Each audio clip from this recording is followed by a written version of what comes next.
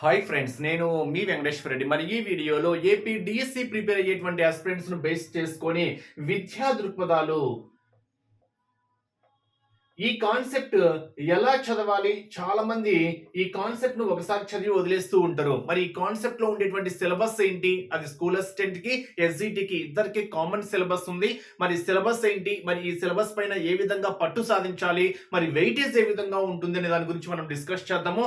Friends, మన channel డిఎస్సికి సంబంధించింది కాబట్టి ఇంకా ఎవరైనా మన ఛానల్ సబ్స్క్రైబ్ చేసుకోవాలి వాళ్ళు మాత్రం సబ్స్క్రైబ్ చేసుకోగలరు. వీడియోకు చిన్న లైక్ చేయండి. మన ఎంవీఆర్ ఫ్రీ వాట్సాప్ గ్రూప్ లో జాయిన్ కావాలి అనుకుంటే ఈ వీడియోలో మీకు డిస్క్రిప్షన్ లో ఫ్రీ వాట్సాప్ గ్రూప్ లింక్ ఇచ్చాను, జాయిన్ కాగలరు. మరి ఇది ఎలా చదవాలి అని డిస్కస్ చేసే ముందు విద్యా దృక్పథాల కాన్సెప్ట్ ని బేస్ చేసుకుని మనం ఈ రోజు బెస్ట్ ఆఫర్ ఇస్తున్నాం ఫ్రెండ్స్. మరి అవకాశాన్ని అయితే మిస్ చేసుకోవద్దు. 25 జనవరి అనగా ఈ రోజు వన్ డే ఆఫర్. విద్యా దృక్పథాలు బేస్ చేసుకొని కేవలము 100 రూపీస్ కి మాత్రమే క్లాసెస్ తో పాటు ఎగ్జామ్స్, అది కూడా 6 డేస్ షెడ్యూల్. 6 డేస్ కల్లా విద్యా దృక్పథాలు కాన్సెప్ట్ క్లియర్ గా మీకు కంప్లీట్ చేస్తాము.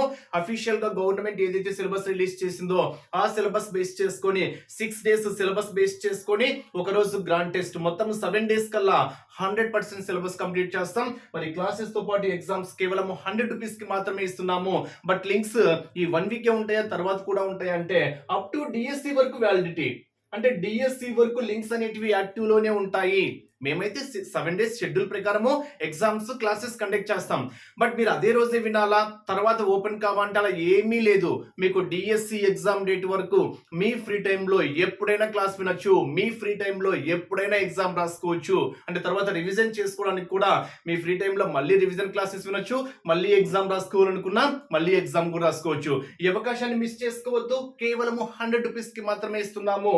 మరి విల్లింగ్ ఉన్న వాళ్ళు స్క్రీన్ మీద కనిపించేటువంటి నా వాట్సాప్ నెంబర్ కి 8341949272 నా వాట్సాప్ నెంబర్ 8341949272 నా వాట్సాప్ నెంబర్ కి పై పర్పస్ లేదా విద్యా దృక్పథాలు ఇంట్రెస్టెడ్ లేదా పై పర్పస్ అని మెసేజ్ చేయగలరు. ఫ్రెండ్స్, మరి టైం పాస్ కి అయితే మెసేజ్ చేయొద్దు. ఎవరైనా జాయిన్ కావాలి అనుకున్న వాళ్ళు మాత్రమే పై పర్పస్ లేదా పై కోర్స్ ఇంట్రెస్టెడ్ అని మెసేజ్ చేయగలరు. మరి అవకాశం అయితే మిస్ చేసుకోవద్దు.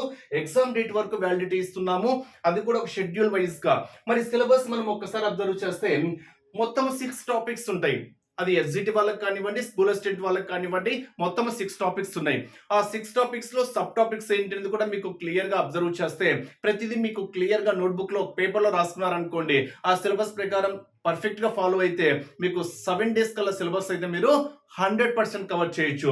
మరి ఫస్ట్ టాపిక్ వచ్చేసరికి విద్య భారతదేశ చరిత్ర. విద్య భారతదేశ చరిత్ర ఎలా చదవాలో కూడా మీకు క్లియర్ గా చెప్తా. మరి ఈ టాపిక్ లో మీకు చాలా సబ్ టాపిక్స్ ఉన్నాయి. అంటే విద్య అంటే ఏంటి, విద్యలో రకాలు ఏంటి, విద్య యొక్క నిర్వచనాలు అంటే, విద్య యొక్క నిర్వచనాలు ఏంటి, మరి బౌద్ధ విద్య, జైన విద్య, ఇస్లాం విద్య, సో విద్యలో ఉండేటువంటి అవన్నీ మీరు క్లియర్ గా చదువుకోవాలి. దాంతో పాటు స్వాతంత్రం పూర్వం విద్య ఏంటి, స్వాతంత్రం అనంతరం కమిటీలు ఏంటి, అవి కూడా మీకు సిలబస్ లో ఏవైతే ఇచ్చాడో అవన్నీ మీరు పక్కాగా చదువుకోవాల్సిందే. జైన విద్య, బౌద్ధ విద్య, ఇస్లాం విద్య, ఇంకోటి కూడా అక్కడ మొత్తం 4 విద్యలు ఉన్నాయి. 4 విద్యలతో పాటు స్వాతంత్రం అనంతరము, పూర్వము అన్ని క్లియర్ గా చదువుకోవాలి. అది ఫస్ట్ టాపిక్ బేస్ చేసుకొని. మరి వెయిటేజ్ అందరికీ తెలిసిందే. విద్యా దృక్పథాలు ఎస్జిటి వాళ్ళకైతే 8 బిట్స్ వస్తాయి ఫ్రెండ్స్. ఎస్జిటి వాళ్ళకైతే 8 బిట్స్. మార్క్స్ పరంగా వచ్చేసరికి 4 మార్క్స్. ఎందుకంటే ప్రతి క్వశ్చన్ హాఫ్ మార్కే కాబట్టి ఎస్జిటి వాళ్ళకు 8 బిట్స్ ఉంటాయి, 4 మార్క్స్. స్కూల్ అసిస్టెంట్ వాళ్ళకైతే 10 బిట్లు ఉంటాయి, 5 మార్కులు. ఓకేనా, ప్రతి బిట్ హాఫ్ మార్క్ అన్నమాట. ఇది ఫస్ట్ టాపిక్. చాలా చాలా ఇంపార్టెంట్. ఖచ్చితంగా బిట్ అది స్వాతంత్రం పూర్వం ఇవ్వచ్చు, స్వాతంత్రం అనంతరం ఇవ్వచ్చు, లేదా ఇప్పుడు చెప్పినటువంటి 4 విద్యలు ఉన్నాయి కదా వాటి పరంగా ఇవ్వచ్చు, లేదా విద్యా నిర్వచనాలను బేస్ చేసుకుని ఇవ్వచ్చు. ఎక్కడి నుంచైనా బిట్ రావచ్చు. నెక్స్ట్ సెకండ్ టాపిక్ వచ్చేసరికి ఉపాధ్యాయ సాధికారత. ఉపాధ్యాయ సాధికారత.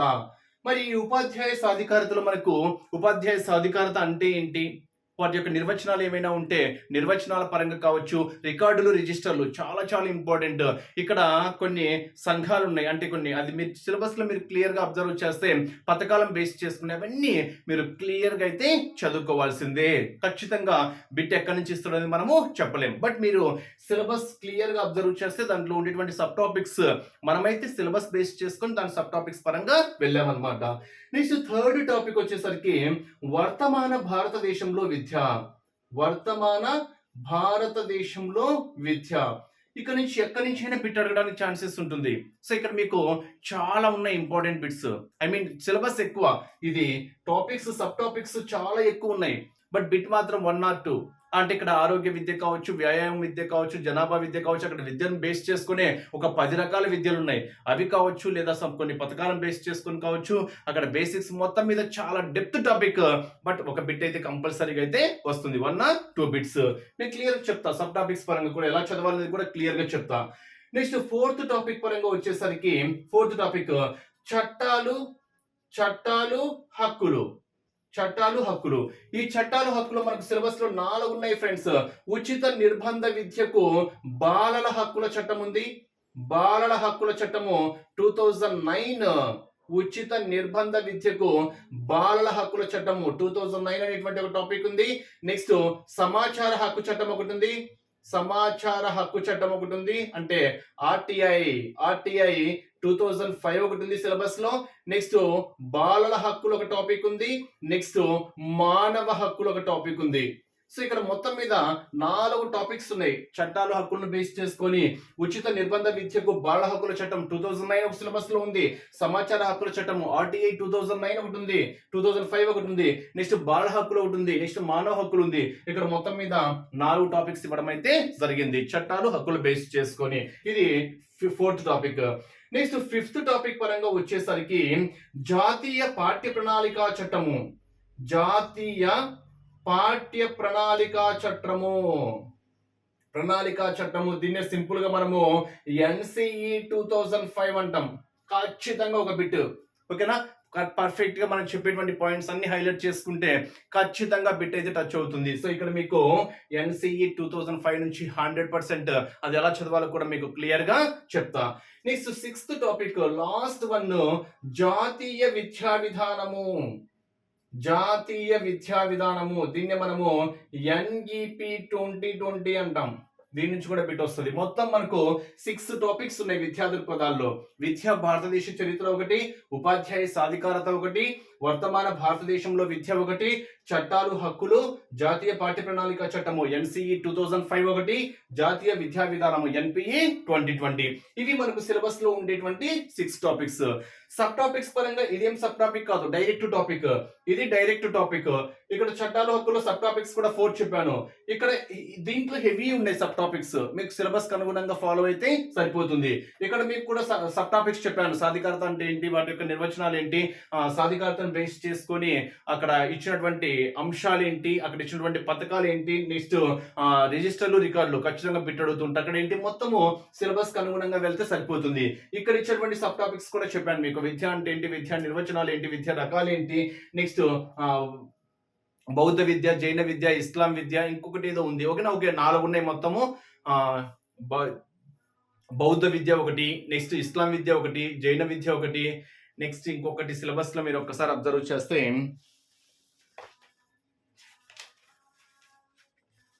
మీకు గుర్తొచ్చి ఉంటుంది. ఇప్పటికల్లా నేను చెప్పాల్సిన అవసరం లేదు. వేద విద్య మెయిన్ది మర్చిపోయినాం. వేద విద్య ఒకటి, బౌద్ధ విద్య ఒకటి, ఇస్లాం విద్య ఒకటి, జైన విద్య ఒకటి. అదే విధంగా స్వాతంత్రం పూర్వం కమిటీలు ఏంటి, స్వాతంత్రం అనంతరం కమిటీలు ఏంటి, అక్కడ సిలబస్ లో కొన్ని ఇచ్చాడు. దానికి రిలేటెడ్ గా ఉండేటువంటి మనం అయితే క్లియర్ గా మొత్తం అయితే చెప్పాము. ఎందుకంటే బిట్ అనేది మిస్ కాకూడదు కాబట్టి. ఇవి మొత్తం ఈ 6 టాపిక్స్ ని బేస్ చేసుకుని మనకు 8 బిట్స్ ఇస్తాడు. 8 బిట్స్ అంటే ప్రతి టాపిక్ నుంచి ఒక బిట్ అయితే 100%, ఒక బిట్ అయితే 100%. మనము జాతీయ విద్యా విధానం నుంచి ఒక బిట్ పక్కాగా ఫిక్స్ చేసేసుకోవచ్చు. జాతీయ పాఠ్య ప్రణాళిక చట్టం NCE 2005 నుంచి ఒక బిట్, ఈ 2 బిట్లు కన్ఫామ్. చట్టాలు హక్కులు ఇక్కడ నుంచి ఓకేనా, ఒక 4 టాపిక్స్ లో 4 బిట్లు కంపల్సరీ. బట్ అడిషనల్ గా ఇంకా 2 బిట్స్ ఉన్నాయి కదా, అది ఎక్కడి నుంచైనా రావచ్చు. ఎక్కువగా మనకు వర్తమాన భారతదేశం విద్య పరంగా కావచ్చు, లేదా భారతదేశ చరిత్ర పరంగా ఎక్కడి నుంచైనా కానివ్వండి, ఒక బిట్ అడిషనల్ గా ఇంకో 2 టాపిక్స్ నుంచి అయితే రావడానికి ఆస్కారం అయితే ఉంది. ఇది మనకు విద్యా దృక్పథాల్లో ఉండేటువంటి సిలబస్. సో ఇక్కడ మనం మెయిన్ గా విద్యా దృక్పథాలు ఎలా చదవాలి, చాలా మంది కన్ఫ్యూజ్ అయ్యేటువంటి టాపిక్ ఏంటి అంటే, మెయిన్ గా మీరు ఈ 3 టాపిక్లు మాత్రం అస్సలు మిస్ చేయొద్దు. ఎందుకంటే ఈజీ టాపిక్స్ అర్థం చేసుకొని మెయిన్ పాయింట్స్ పక్కా బిట్స్ అన్నమాట. ఈ 3 టాపిక్లు మాత్రము మీరు అస్సలు మిస్ చేయొద్దు అని చెప్తున్నా. ఎందుకంటే ఎందుకంటే ఒక 1 అవర్ కష్టపడ్డారనుకోండి, అంటే ప్రతిరోజు ఒక 2 గంటలు కష్టపడ్డారనుకోండి, మీకు ఈ 3 టాపిక్స్ మనము ఈజీగా కవర్ చేసేయొచ్చు. ఈజీగా కవర్ చేసేయొచ్చు. అంటే ప్రతిరోజు 2 గంటల పరంగా, ఎందుకంటే కొంచెం హెవీగా ఉంటాయి కాబట్టి, హెవీగా ఉంటాయి. అక్కడ సెక్షన్స్ ఉంటాయి. మొత్తం క్లియర్‌గా మెయిన్ పాయింట్స్‌ని హైలైట్ చేసుకుంటూ ప్రీవియస్ క్వెషన్ పేపర్స్ కూడా ఫాలో అవుతూ, ఆ ప్రీవియస్ క్వెషన్ పేపర్సే కాదు, ఎలా ఇచ్చినా క్వెషన్ పేపర్ చేసే విధంగా ఉండాలి కాబట్టి, ఈ 3 మార్కులు మాత్రం ఈజీగా తెచ్చేసుకోవచ్చు. ఈజీగా తెచ్చుకోవచ్చు. ఇప్పుడు కొంచెం బాగా రన్నింగ్ నోట్స్ రాసుకోవాలి. ఏ పాయింట్ మిస్ కాకుండా క్లియర్‌గా రన్నింగ్ నోట్స్ రాసుకున్నప్పుడు ఈ 3 టాపిక్‌ల నుంచి 3 మార్కులు పక్కాగా, 3 బిట్లు పక్కాగా. 3 బిట్లు. అంటే ఇంక మనకు 5 బిట్లు. ఈ 5 బిట్లలో ఇక్కడ రికార్డులు, రిజిస్టర్‌లో ఒక ఇంపార్టెంట్ టాపిక్ ఉంది. అక్కడ నుంచి బిట్ ఎక్కువగా టచ్ చేస్తూ ఉంటాడు. అదే కాదు, ప్రతి టాపిక్ ఇంపార్టెంటే. సాధికారతను బేస్ చేసుకొని బేసిక్ కాన్సెప్ట్ కూడా చాలా ఇంపార్టెంట్. అక్కడి నుంచి కూడా బిట్ ఎక్కువగా టచ్ చేస్తున్నాడు. అంటే ఎక్కడి నుంచి అనేది కాదు, ప్రతి కాన్సెప్ట్ ఇంపార్టెంటే. ఇక్కడ మనకు వ్యాయామ విద్య కావచ్చు, అక్కడ ఆరోగ్య విద్య కావచ్చు, జనాభా విద్య కావచ్చు, ఇలా విద్యను బేస్ చేసుకుని ఒక 10 ఉన్నాయి. అంటే బేసిక్స్ పరంగా ప్రైవేటీకరణ, సరళీకరణము, ఇలా మొత్తం మీద ఒక 8 ఉన్నాయి అన్నమాట.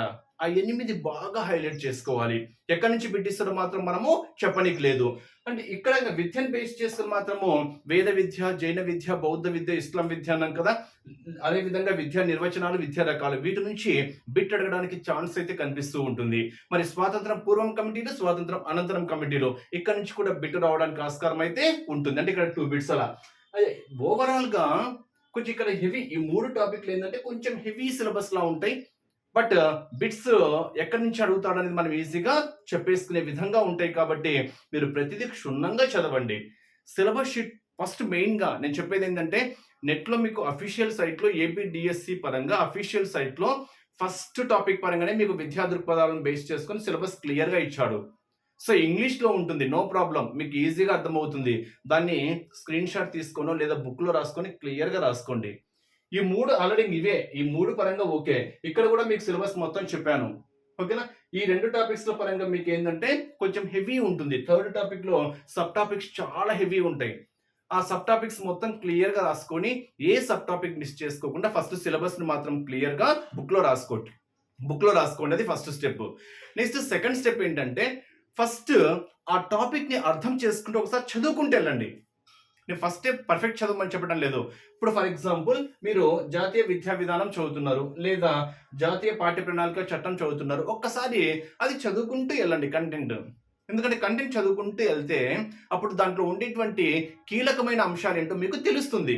అసలు ఆ చట్టం ఏంటి? లేదా ఎన్‌పీఈ 2020 అంటున్నాం. దాని యొక్క ఇంపార్టెన్స్ ఏంటి అనేది ఫస్ట్ మీరు ఒకసారి చదువుకుంటూ ఎళ్ళిపోతే దాని గురించి మీకు ఒక అవగాహన ఏర్పడుతుంది.